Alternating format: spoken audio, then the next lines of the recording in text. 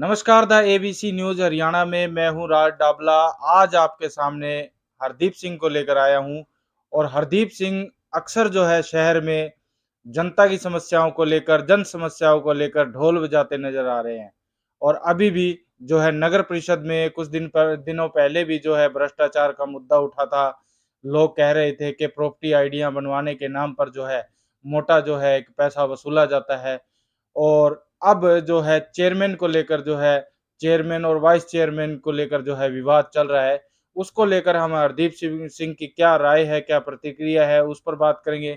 मगर सबसे पहले जो मैं इनसे जानना चाहूँगा कि पूरा जो ये है मामला इन्हें भी पता है और जनता को भी पता है।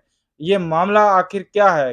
किस तरह से ये जो मामला है आपसी में आपस में पेच फँसाए हुआ है? हरदीप सिंह जी, स्वागत है आपका। धन्यवाद आपका। और जैसा कि राज भाई आपने जो मामला पूछा है, मामला सिर्फ प्रधान जी और उप प्रधान जी के बीच जो पनपा है, हुँ, यह कोई सम्मान का नहीं है, सिर्फ कुर्सी का जो दिखाई दे रहा है। हुँ, क्योंकि जब से कुर्सी लगाने की बात चली है, हुँ, तब से अगर प्रधान जी को विरोध करना ही था तो ये तब करते जब हुँ, विधायक जी के समक्ष जो है कुर्सी लगाने का प्रस्ताव आया था। हुँ, और प्रस्ताव का ये कहते हैं कि नहीं जी, अगर आपने कुर्सी लगानी है तो आप अभी से अलग कमरा बना दीजिए। हुँ, तो प्रधान जी जो है बार बार अपनी बात से पलटते रहे। इन्होंने एक हुँ, सेशन के अंदर जो इनका सत्र था नगर परिषद हुँ, का, उसमें 22 लाख रुपए का बजट पास करवाया था अपने हुँ, अलग कमरे के लिए। अलग कमरे के लिए। तो अलग कमरे का बजट भी पास हो गया था। फिर इनको लगा कि नहीं, ठीक नहीं है, तो इन्होंने बाद में फिर वो बजट कहा कि विकास पे खर्च करेंगे और मेयर उप प्रधान इकट्ठे बैठेंगे। हुँ, और अब जो इन्होंने एक नया विवाद शुरू कर दिया कि हुँ, जातिगत जो चीज़ इन्होंने बीच में डाल दी हुँ, कि मेरे साथ जातीय भेदभाव हो रहा है और इस वजह से प्रधान हुँ, की कुर्सी के साथ उप प्रधान की कुर्सी लगाई गई है। हुँ, यह सिर्फ और सिर्फ प्रधान जो हमारे सम्मानित राजेंद्र खींची जी है, वो सिर्फ अपने जो काम के मुद्दों से ध्यान भटकाने के लिए हुँ, अंदर जो कमीशनखोरी का खेल चलता है, हुँ, उसमें अपनी, मुझे लगता है कि हिस्सेदारियाँ का खेल चल रहा है, बंदरबाट का खेल चल रहा है। हुँ, इससे ज़्यादा कुछ नहीं है, शहर अच्छी तरह जानता है। क्योंकि अगर मुद्दों पे बात करनी होती तो 1 साल में इनका एक कुर्सी का मसला नहीं सुलझ पाया, तो ये हुँ, शहर के मुद्दे क्या हल करेंगे? हुँ। प्रदीप जी, कहीं आपको लग रहा है कि जो है एक रोड़ा है जो वो चौधर का रोड़ा है और जो एक बड़ा मोटा चढ़ावा आता है, वो उस मोटे चढ़ावे का रोड़ा है? देखिए, चढ़ावा तो नगर परिषद में मैं नहीं मानता कि हुँ, किसी तरह से का बाहर का कोई चढ़ावा आता है। हुँ, लेकिन नगर परिषद अपने आप में एक सरकार है शहर हुँ। की। अक्सर भ्रष्टाचार के आरोप लगते रहते हैं देखिए, नगर परिषद में। भ्रष्टाचार जब से नगर परिषद ये बनी है या इससे पहले नगर पालिका थी, तो भ्रष्टाचार तो जड़ें जो है ना, गहराई इतनी ज़्यादा है कि इसमें कोई भी आए तो वो उसके जो ईमानदार है, हुँ, वो सर्वाइव नहीं कर पाता, उसको टॉर्चर किया जाता है। हुँ, और प्रधान जी को हम ईमानदार इसलिए नहीं कह सकते क्योंकि ये हुँ, खुद जो है पैसे के बल पर इन्होंने चुनाव लड़ा था।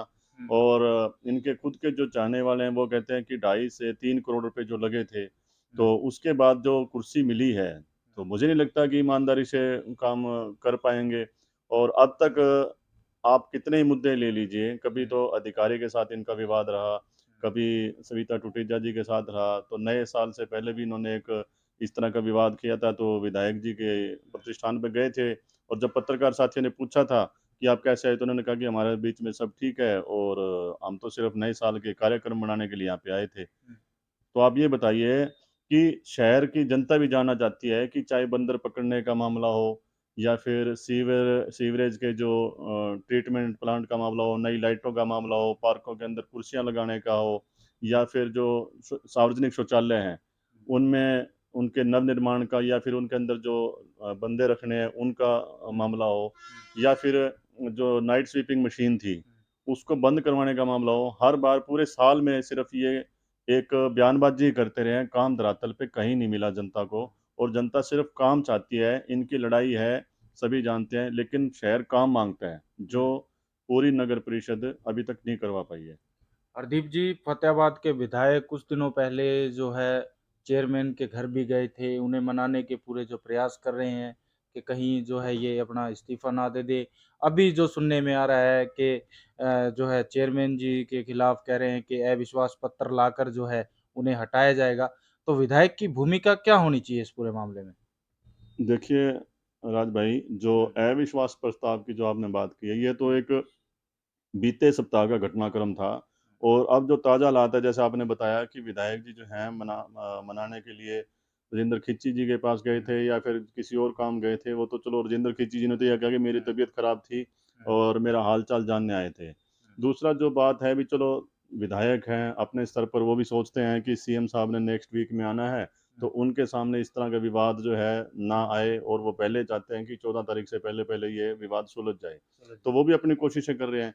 लेकिन कोशिशें अगर करनी थी, तो सबसे बड़ी जो मैं मानता हूँ कि विधायक जी हर छोटी से छोटी मीटिंग में नगर परिषद में आते रहे हैं। जब इतने दिनों से विवाद चल रहा था, तो उनका फ़र्ज़ बनता था कि शहर के विकास के लिए ऐसे विवादों को उत्पन्न होने से पहले इनमें समझौता करवाते, ना कि ये जब चरम पे पहुँच गया है, तब मध्यस्थता करते।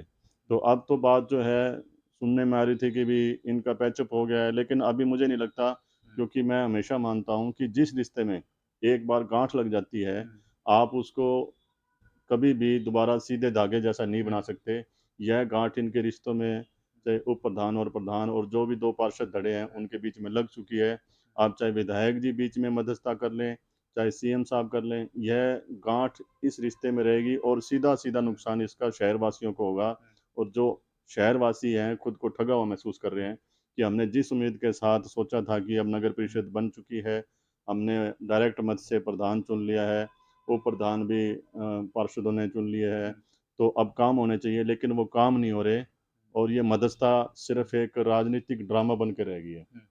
अभी जो है क्या जो सविता टुटेजा जी जो हैं उप प्रधान हैं अपने नगर परिषद के, उनका क्या हक नहीं बनता है कि उनके पास एक कुर्सी भी ना हो नगर परिषद में बैठने के लिए?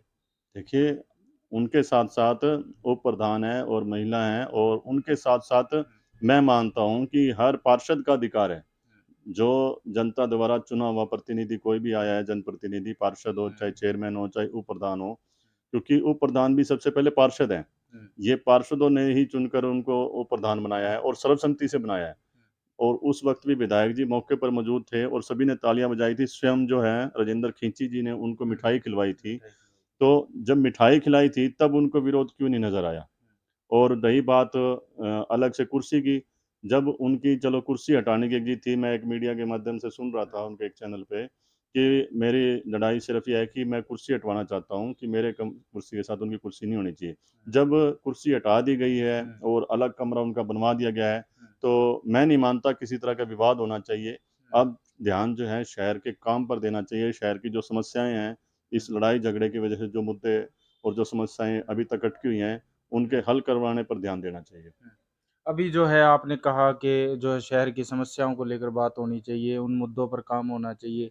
आगे भविष्य में क्या होगा? ये बात तो भविष्य के गर्भ में है कि क्या जो है वाइस चेयरमैन की जो कुर्सी है वो प्रधान के बराबर लगेगी। हरदीप सिंह जी ने कहा कि पहले जो है सहमति से ये कुर्सी लगी थी, अब जो है कुर्सी बिल्कुल बाहर के कमरे में उनके लगी है। तो इसमें भी जो है आपसी सहमति नहीं बन रही है। और क्या लगता है हरदीप जी जो है फतेहाबाद के लोगों को क्या किस तरह से मूलभूत सुविधाएँ जो चाहिए हैं वो मिल रही हैं?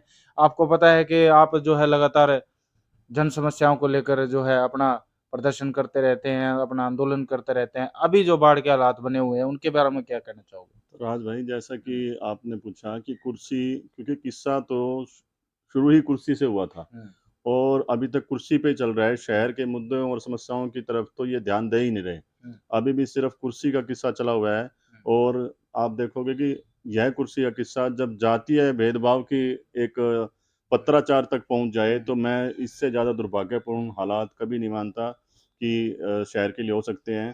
क्योंकि जब राजेंद्र खींची जी चुनाव लड़े थे, हुँ, तो उनको किसी एक समुदाय ने नहीं, मैं भी उनके सामने प्रतिद्वंदी था, तो मुझे भी शहर के हर वर्ग ने जो है, सर आँखों पर बिठाकर 10,000 से ज़्यादा वोट दिए हुँ, थे। तो राजेंद्र खींची जी को हमारे से 2,500 दो 3,000 वोट जो फालतू मिले, तो वो ऐसा नहीं है कि किसी एक वर्ग विशेष ने दिए थे। उसमें जनरल कास्ट के भी थे, और जिस वार्ड में वो रह रहे हैं, हुँ, जहाँ उनका घर है खुद का, बरसों से वो मॉडल टाउन में रह रहे हैं, जो सबसे पॉश इलाका है। तो अगर भेदभाव होना होता, तो उनको उस वार्ड में भी होना होता। और सबसे ज़्यादा जो लीड मिली थी, बाकी 4-5 वार्डों में मैं जीता था, और राजेंद्र खींची जी को जो सबसे बड़ी लीड मिली थी, मॉडल टाउन से मिली थी, जो एक पॉश इलाका है, जनरल इलाका है। तो जब आज वो उनकी जब वो बात सुनेंगे, तो उनको धक्का लगा होगा। और दूसरा, उनकी जो जीवन संगिनी है, वो स्वयं जो है जनरल कार से आती है। तो मुझे नहीं लगता कि इस तरह की कुर्सी के लिए उन्हें ये चीज़ करनी चाहिए थी।